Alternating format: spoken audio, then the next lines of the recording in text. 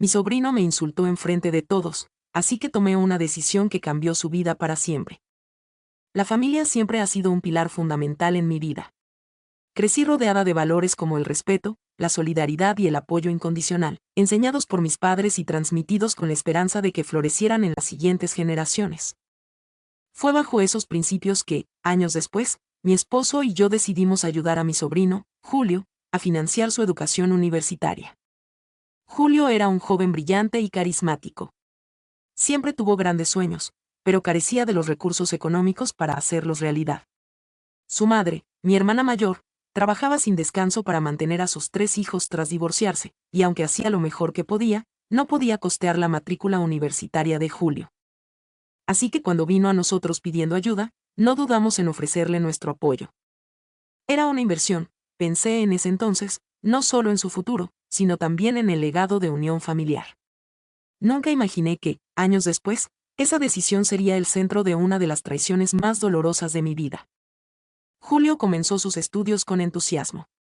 A menudo nos enviaba mensajes agradeciéndonos por la oportunidad, asegurándonos que no nos defraudaría. Recuerdo haber sentido un orgullo inmenso cuando aprobó sus primeros exámenes con notas sobresalientes. Sin embargo, con el tiempo, comenzaron a surgir pequeñas señales de que algo no estaba bien. Su actitud cambió, dejó de responder nuestros mensajes con la misma calidez y, cuando lo hacía, parecía hacerlo por obligación. En las reuniones familiares, solía evitar hablar con nosotros directamente y prefería pasar el tiempo con sus amigos o, peor aún, en su teléfono. Intenté no darle importancia. Atribuí su comportamiento al estrés de la universidad y las nuevas amistades que estaba haciendo. Pero mi esposo, siempre más observador, me advirtió, algo anda mal con Julio. No sé qué es, pero deberíamos hablar con él. Lo ignoré, confiando en que el vínculo que tenía con mi sobrino era más fuerte de lo que cualquier malentendido o actitud pasajera pudiera afectar. El punto de quiebre llegó durante una reunión familiar en casa de mi hermana. Era el cumpleaños de Julio, y toda la familia estaba allí para celebrarlo. Mi esposo y yo llegamos temprano, como siempre, con un regalo cuidadosamente envuelto y una sonrisa en el rostro. Julio, sin embargo, no mostró el entusiasmo que esperaba. Me saludó con un abrazo rápido y distante, y luego se alejó para unirse a sus amigos. Decidí no dejar que eso arruinara la noche y me enfoqué en disfrutar con los demás. Todo iba bien hasta que escuché mi nombre en una conversación. Caminaba hacia la cocina cuando me detuve al escuchar la voz de Julio, no sé por qué tanto alboroto. Mi tía no es ninguna santa. De hecho, siempre he pensado que es una mujer fácil. El mundo pareció detenerse. Por un momento, pensé que había escuchado mal. Pero las risas de sus amigos confirmaron lo que mis oídos se negaban a aceptar. No soy una persona que busque el conflicto, pero en ese momento, algo dentro de mí se rompió. Entré en la sala donde Julio estaba rodeado de sus amigos y lo enfrenté directamente. ¿Puedes repetir lo que acabas de decir? Julio, sorprendido, intentó disimular. ¿Qué? No, no decía nada, no mientas, dije, mi voz firme pero controlada. Te escuché perfectamente. Dijiste que soy una mujer fácil. La sala quedó en silencio. Todos los presentes, incluidos los adultos, nos miraban expectantes. Julio, claramente incómodo, intentó reírse y minimizar la situación. Vamos, tía. No es para tanto, solo era una broma. Una broma. Esa palabra resonó en mi mente como un eco vacío. ¿Cómo podía alguien hacer una broma tan hiriente sobre la persona que estaba financiando su educación?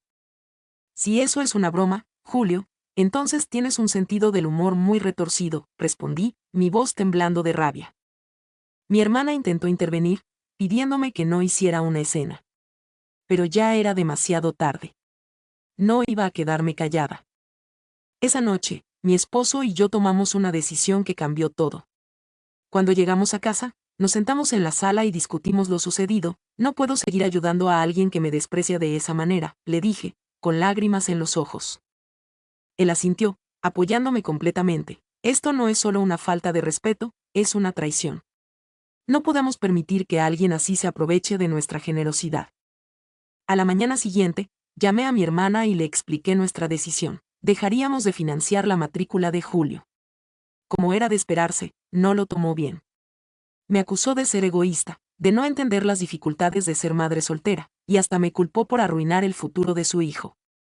Intenté mantener la calma mientras le explicaba que mi decisión no tenía nada que ver con ella, sino con las acciones de su hijo. Yo lo ayudé porque creía en él, pero ya no puedo hacerlo. Si no hay respeto, no hay apoyo. Julio, por supuesto, no tardó en reaccionar. Me llamó, exigiendo explicaciones y diciendo que había cometido un error, que no era justo que lo castigara de esa manera. Pero para mí, sus palabras eran demasiado poco y demasiado tarde. Esto no es un castigo, Julio, le dije con firmeza. Es una consecuencia de tus actos. No puedo seguir ayudándote cuando no valoras ni respetas a quienes están de tu lado. Segunda parte. Después de nuestra decisión de cortar el apoyo financiero a Julio, las cosas en la familia cambiaron drásticamente. Lo que antes era un vínculo sólido entre mi hermana y yo se transformó en un campo de tensión constante. Los mensajes de texto pasaron de ser saludos amistosos a reproches y culpas. Mi hermana, Clara, no tardó en reunir a otros miembros de la familia para intentar que reconsideráramos nuestra decisión. Durante una reunión familiar improvisada, ella expuso su versión de los hechos, dejando claro que, según su perspectiva, yo estaba siendo mezquina y egoísta. ¿Cómo puedes darle la espalda a tu propio sobrino por una simple broma?, dijo, alzando la voz mientras los demás escuchaban en silencio. Yo respiré profundamente antes de responder, no se trata de una broma, Clara. Se trata de respeto. Lo que Julio hizo no solo fue hiriente, fue una muestra de que no valora lo que hemos hecho por él. Clara cruzó los brazos, visiblemente frustrada. Él es joven, comete errores. ¿Acaso tú no hiciste tonterías cuando tenías su edad? Sí, cometí errores, pero también aprendí de ellos. Y eso es lo que Julio necesita, aprender que sus acciones tienen consecuencias. No pasó mucho tiempo antes de que Julio empezara a sentir el peso de nuestra decisión. La universidad no le permitía continuar sin el pago de la matrícula, y Clara, pese a sus esfuerzos, no podía cubrir los costos. Julio, quien había adoptado una postura orgullosa al principio, comenzó a darse cuenta de lo grave que era la situación. Un día, recibí un mensaje de él. Era la primera vez que me contactaba desde aquel incidente en su cumpleaños. Julio, tía, sé que hice mal. No debería haber dicho lo que dije. Quiero disculparme contigo. Por favor, dame una oportunidad para arreglar las cosas. Leer esas palabras despertó una mezcla de emociones en mí. Por un lado, era un alivio que finalmente reconociera su error. Pero, por otro lado, no podía ignorar que su disculpa llegaba en un momento en que estaba desesperado por recuperar nuestro apoyo. Decidí no responder de inmediato. Necesitaba tiempo para pensar y, más importante aún, para evaluar si su disculpa era genuina o simplemente un intento de manipulación.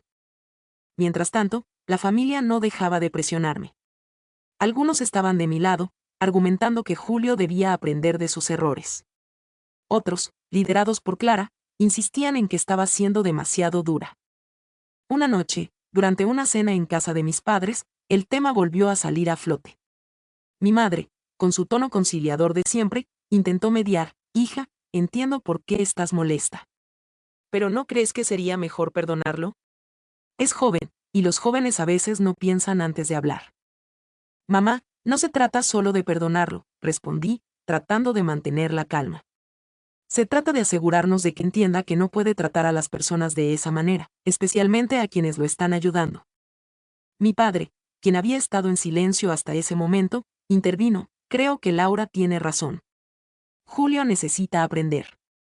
Si no lo hace ahora, ¿cuándo lo hará?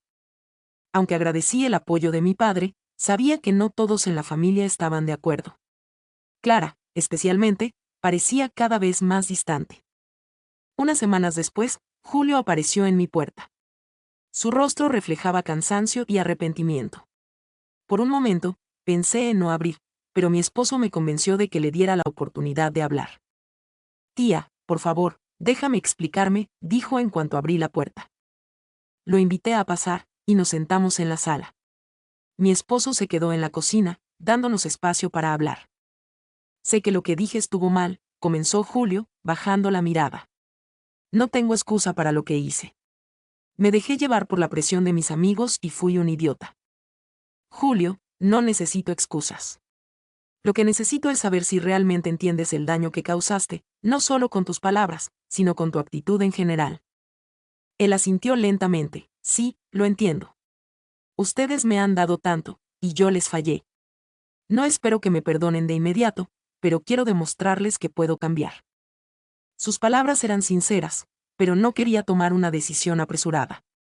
Le dije que apreciaba su disculpa, pero que necesitaba tiempo para reflexionar, sobre todo. Esa noche, mi esposo y yo discutimos lo sucedido. ¿Crees que merece otra oportunidad? Le pregunté. Creo que todos merecen una segunda oportunidad, pero también creo que Julio debe ganársela. Sus palabras me hicieron pensar. Ayudar a Julio no significaba darle todo en bandeja de plata, significaba guiarlo y enseñarle a ser responsable de sus actos. Decidimos que, si realmente quería nuestra ayuda, tendría que demostrar su compromiso. Le ofrecimos un trato, nosotros pagaríamos una parte de su matrícula, pero él tendría que trabajar para cubrir el resto. Además, tendría que asistir a sesiones de terapia familiar para reconstruir la relación entre nosotros. Cuando se lo propusimos, Julio aceptó sin dudarlo. Aunque el camino hacia la reconciliación no sería fácil, ambos estábamos dispuestos a intentarlo. Última parte. El acuerdo que propusimos a Julio marcó el inicio de una nueva etapa para todos nosotros. Aunque tenía mucho que demostrar, algo en su actitud sugería que esta vez era diferente. El chico arrogante y orgulloso que había herido mis sentimientos parecía estar dispuesto a cambiar. Julio comenzó trabajando en una cafetería cercana a su universidad. No era un trabajo glamuroso ni bien pagado, pero fue suficiente para cubrir la parte de su matrícula que habíamos acordado. Verlo madrugar todos los días, atender a clientes difíciles y regresar agotado por la noche me hizo darme cuenta de que, por primera vez, estaba enfrentando las consecuencias de sus decisiones. Clara, sin embargo, no estaba convencida. Seguía insistiendo en que nuestra decisión había sido demasiado dura. Lo estás poniendo en una posición imposible, me dijo durante una llamada telefónica. ¿De verdad crees que esto lo ayudará? Clara, esto no se trata de hacerlo sufrir. Se trata de ayudarlo a crecer. Si no le damos esta oportunidad ahora, ¿qué pasará cuando tenga que enfrentarse al mundo real?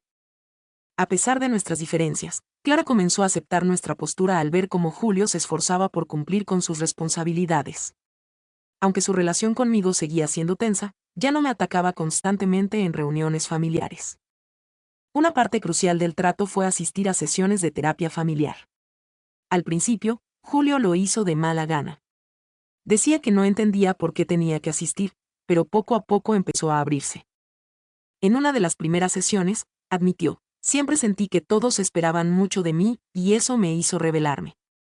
Cuando dije esas cosas horribles, estaba más enojado conmigo mismo que con ustedes. Sus palabras resonaron en mí. Durante años, había asumido que Julio era simplemente malcriado, pero ahora veía que había más en juego. También me di cuenta de que yo misma tenía parte de la culpa.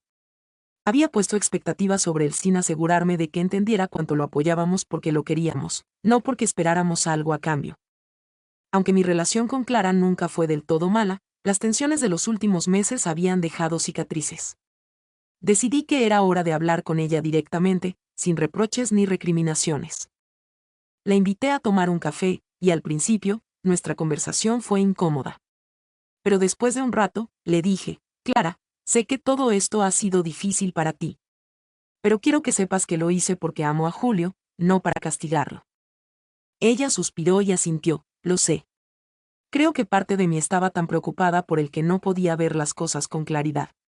Solo quiero lo mejor para mi hijo. Por primera vez en meses, sentí que estábamos en la misma página. Después de un semestre de esfuerzo constante, Julio logró estabilizarse. Sus notas mejoraron, y aunque seguía trabajando en la cafetería, había aprendido a manejar su tiempo de manera más efectiva. Un día, me sorprendió con una visita inesperada. Traía consigo una pequeña caja de regalo y una tarjeta. Tía, quiero agradecerte por no rendirte conmigo, dijo, entregándome el regalo.